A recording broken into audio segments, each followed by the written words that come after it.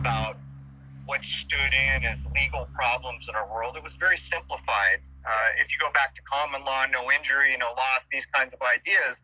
But from the time you decided, I'm going to do this myself, how long do you think it took you to get a handle on what to do and how to conduct yourself? Because basically, one of the things I really appreciate about having people like you on is there will be many other people who comment, and now they have, let's just call you a big brother, who can help them get started and not have to find their way in the dark, if you follow all that. Well, I started learning as soon as this happened. So throughout the years, it's like you're studying, you get better and better and better.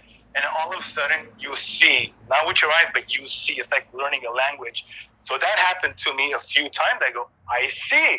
So I started with common law, and it can't be that easy. It can't be. So I studied case law, Supreme Court, their procedure, what it takes and what you got to file.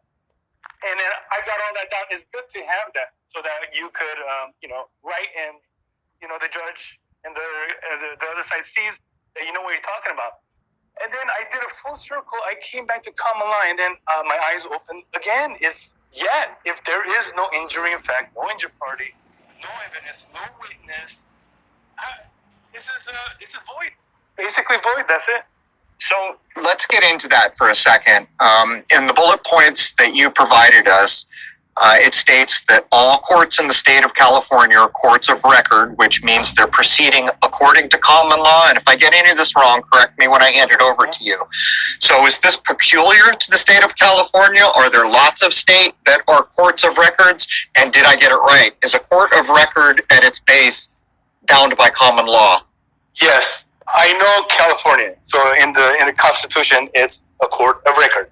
And there can be no court that is not a court of record. And there's a lot of cases that describe and say that court of record, a court proceeding according to the common law. It's like a phrase, it's a maxim. So court of record is common law, and there's some points about it. And then one point is that the tribunal is independent of the magistrate.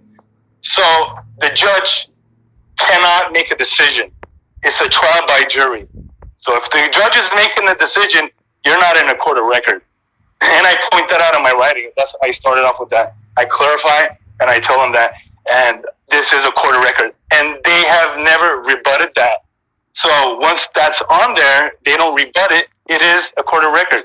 Well, let's jump in there so people can follow the breadcrumbs we're leaving.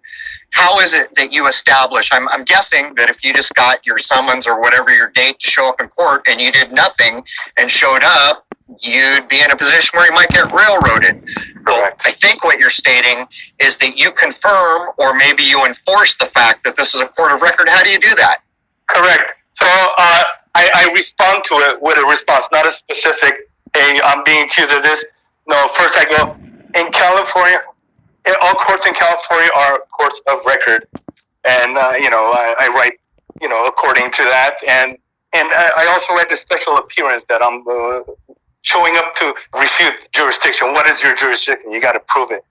And they don't answer. They just skip by that because they know if they answer, they know, and they're admitting to it. So they don't answer, and they keep going. But then I just bring it back, and it'll go on. And sometimes they don't answer, and it goes. What does it mean to be a court of record, though? There are no codes, statutes, procedures, legislative laws, motions, etc. The Constitution is the supreme law of the land, and the Constitution is supreme law, and you got to go by that. And with common law, it is not written. It's not only the Constitution. It's stuff that's not in there. Like, where is the witness? Like, my thing is, I'm in civil. There is no witness in this case. So where is the witness? There has to be a witness. Where's the injured party? Let me fix this. Bring the injured party. Because there isn't, I tell them that they won't bring it. So they get stuck right there. So two things. First of all, where does that document go? Do you go down to the courthouse? Do you mail it in? Where does that document go where you're establishing the jurisdiction as a court of record? Courthouse. If it's civil, you're filing everything at the courthouse. So you write it like, you put Superior Court, California, all that stuff. You follow that method, and then you go file it with the clerk at the court, and you wait for their response. And with motions, you get a date. So, and then you go appear in front of the quote-unquote judge and the other side, and then you battle it there. So, but wait a minute. If you've said they don't answer many times, so Yeah. I know what people are going to be thinking. So let's just say you got a date of July something. So at the end of June, you filed the papers you're talking about with the courthouse or the clerk to establish that it's a court of record, and then there's no response. If there's no response and you had a date set, doesn't that imply that no one's acknowledged the jurisdiction and that you still have to show up for your date, or am I getting that wrong? I should split up between two. I'm talking about civil, and let's say you get a parking ticket or whatever ticket. When I've gotten parking tickets, and with the letter I write is, this is a bill of attainder, bills of pains and penalty. How is it in the court of record that I am paying before being heard? I need to be heard. I face my accuser. So those, I still have not got an answer yet. But with the civil side, they just ignore it. They forget about it. But the thing is, I don't let it go. See, with attorney against attorney, they acknowledge what they're doing. They're not going to do this. They're not going to write court of record. They're not going to challenge jurisdiction. They ain't going to do shit. It's like they're having a meeting of the minds. But when I'm there, I'm a man.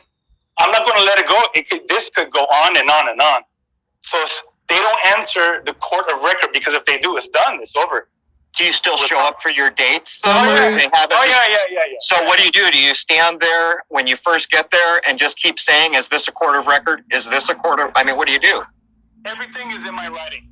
So when they call your name, so they call me, I go, I am Rafi. I'm here on special appearance. I'm invoking all my God-given rights secured by the Constitution, and I'm here to rebut all presumptions. I have this thing. I say that, so that we get that out of the way.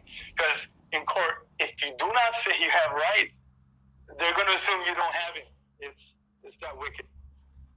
All right, guys, I'm going to cut this short just to get something up. But, dude, court of record, you have different standing in court, be a state citizen, and challenge the jurisdiction. Jurisdiction can never be assumed. It must be proven on and for the record.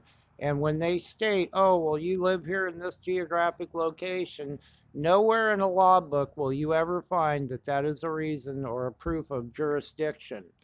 So, anyhow, light love, guys. I was trying to get some of these fireworks going, but it just didn't time out right. So, take care, light and love. Long live the Republic and learn law.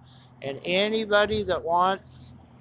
Dude, you can call me, you can contact me. I have no problem with spending a little bit of time with people trying to get them started on this stuff. I used to teach law classes here in town, so if anybody here locally wants to do that again, let me know.